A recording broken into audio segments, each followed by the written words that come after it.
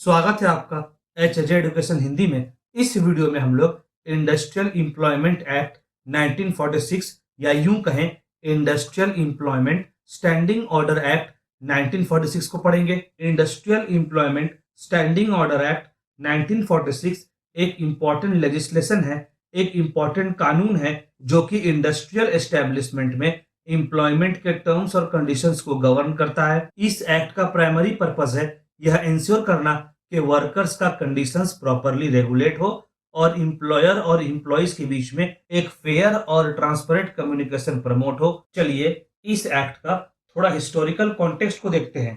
Industrial employment act 1946 या यूं कहें industrial employment standing order act 1946 post colonial time period में इनैक्ट किया गया था, जब इंडिया ब्रिटिश रूल से जस्ट उभर रहा था। जैसा कि हम लोग पढ़ चुके हैं कि ब्रिटिश कॉलोनियल पीरियड के समय इंडियन लेबरर्स का, भारतीय मजदूर का हालत बहुत खराब था और एम्प्लॉयमेंट से जुड़े कोई भी क्लियर रूल्स नहीं थे, जिसकी वजह से आए दिन एम्प्लॉइज और एम्प्लॉयर के बीच कन्फ्लिक्ट होता रहता था। किसी भी प्रकार का लीगल फ्रेमवर्क का एब्सेंस की वजह से एम्प्लॉयर्स अपने मर्जी से तय करते थे कि वर्कर्स के साथ कैसा ट्रीटमेंट करना है। कहने का मतलब हुआ एम्प्लॉयर्स का जैसा मर्जी होता था वो वैसे ही एम्प्लॉइज के साथ ट्रीटमेंट करते थे। जब एम्प्लॉयर का मन किया तब वे एम्प्लॉइज को काम से निकाल देते थे। प्रॉपर वर्किंग आवर्स का ना होना, इनएडिक्वेट सेफ्टी कंडीशंस आदि की वजह से एम्प्लॉइज नाराज थे, एम्प्लॉइज के अंदर असंतुष्टि थी। इन्हीं कंसर्न्स को एड्रेस करने के लिए गवर्नमेंट ने इस एक्ट को 1946 में एस्टेब्लिश किया ताकि इंडस्ट्रियल रिलेशंस को रेगुलेट किया जा सके, वर्कर्स को सिक्योरिटी प्रोवाइड किया जा सके और मनमर्जी का मैनेजमेंट प्रैक्टिसेस को रोका जा सके। यह एक्ट एम्प्लॉइज के लिए क्लियर स्टैंडिंग ऑर्डर्स इशू करने को कंपलसरी बनाता है। यह ऑर्डर्स यह बताता है कि एम्प्लॉयमेंट का टर्म्स एंड कंडीशंस क्या होगा, वर्किंग आवर क्या होगा। इसके अलावा यह ऑर्डर एम्प्लॉइज का शिफ्ट, अटेंडेंस, लीव पॉलिसी और डिसिप्लिनरी प्रोसीड्यूर तक के बारे में इंफॉर्मेशन प्रोवाइड करेगा।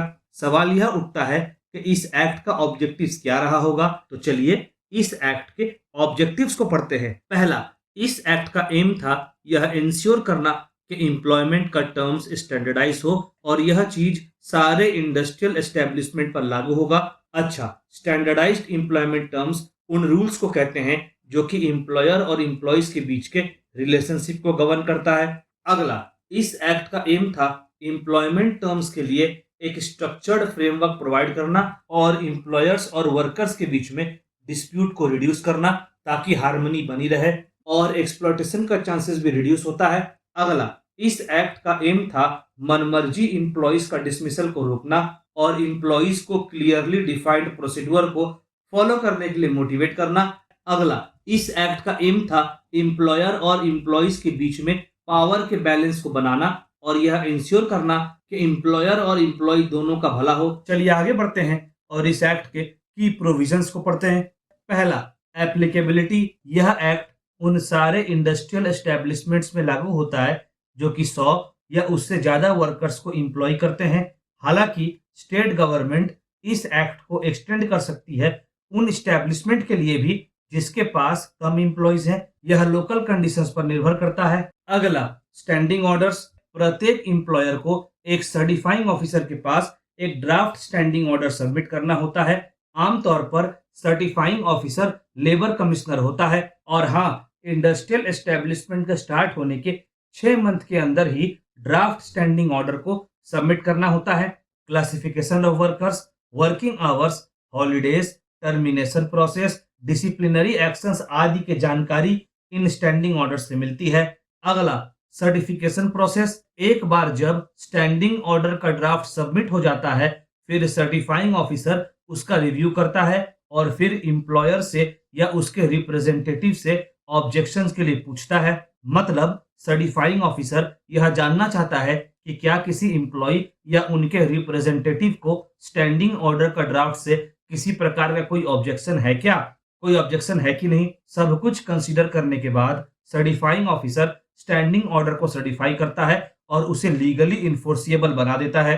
अगला, स्टैंडिंग ऑर्डर्स। यह एक्ट स्टैंडिंग ऑर्डर्स में इन सब मैटर्स को कवर करने के लिए बोलता है, जैसे कि वर्कर्स का क्लासिफिकेशन, कौन सा वर्कर परमानेंट है, कौन सा वर्कर टेम्पररी है, कौन सा वर्कर अप्रेंटिसेस में काम कर रहा है आदि। एम्प्लॉयमेंट से टर्मिनेशन और सस्पेंशन का क्या क्या कंडीशन है, वर्कर्स को किस तरह से वर्क का टाइमिंग और हॉलिडेज के बारे में बताया जाता है, डिसिप्लिनरी एक्शन का क्या प्रोसीजर है, लीव का, वेजेस का, शिफ्ट चेंज से जुड़ा कंडीशंस क्या क्या है। अगला मॉडिफिकेशन, एक बार जब स्टैंडिंग ऑर्डर सर्टिफाई हो जाता है तो फिर उन्हें इंप्लॉयर्स और इंप्लॉय के म्यूचुअल अग्रीमेंट से ही मॉडिफाई किया जा सकता है या किसी एप्रोप्रिएट अथॉरिटी के ऑर्डर से ही मॉडिफाई किया जा सकता है। अगला डिस्प्ले ऑफ ऑर्डर्स, इंप्लॉयर को वर्कप्लेस में स्टैंडिंग ऑर्डर्स को दिखाना होगा ताकि सारे इंप्लॉयज उसे आसानी से पढ़ सके।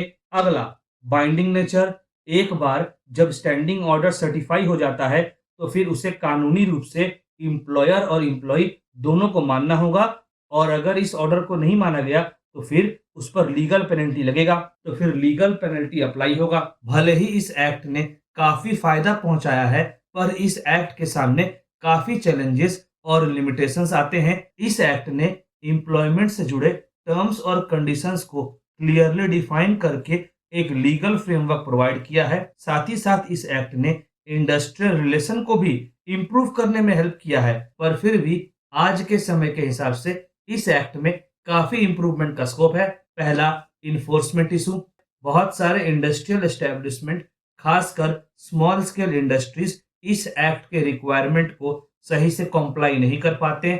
इसके अलावा भी वर्कर्स के अवेयरनेस में भी कमी देखी जा सकती है और इन सब कारणों की वजह से इस एक्ट का प्रॉपर इन्फोर्समेंट नहीं हो सकता। इस एक्ट को प्रॉपरली लागू करने में परेशानी आती है। अगला रिजिडिटी, कुछ क्रिटिक्स का मानना है कि इस एक्ट का प्रोसीड्यूरल रिक्वायरमेंट एम्प्लॉयज के अंदर रिजिडिटी लेकर आता है जिसकी वजह से एम्प्लॉयज को चेंजेस के हिसाब से अडेप्ट करने में परेशानी होती है। अगला एक्सक्लूजन, यह एक्ट प्राइमरीली फॉर्मल इंडस्ट्रीज पर अप्लाई होता है और इनफॉर्मल सेक्टर को प्रॉपरली कवर नहीं करता जिसकी वजह से एक सिग्निफिकेंट पोर्शन ऑफ एम्प्लॉयज का एक्सक्लूजन हो जाता है, जिसकी वजह से एक significant portion of employees cover नहीं होते। अगला अमेंडमेंट एंड अपडेट्स, इस एक्ट ने सक्सेसफुली एम्प्लॉयमेंट रेगुलेशन का एक स्ट्रॉन्ग फाउंडेशन बना लिया था पर बदलते चेंजेस के हिसाब से यह एक्ट प्रॉपरली अपने अंदर बदलाव नहीं ला पाया। लेबर मार्केट में बदलाव की वजह से, टेक्नोलॉजीज में आए बदलाव की वजह से इस एक्ट में भी अपडेट की आवश्यकता है।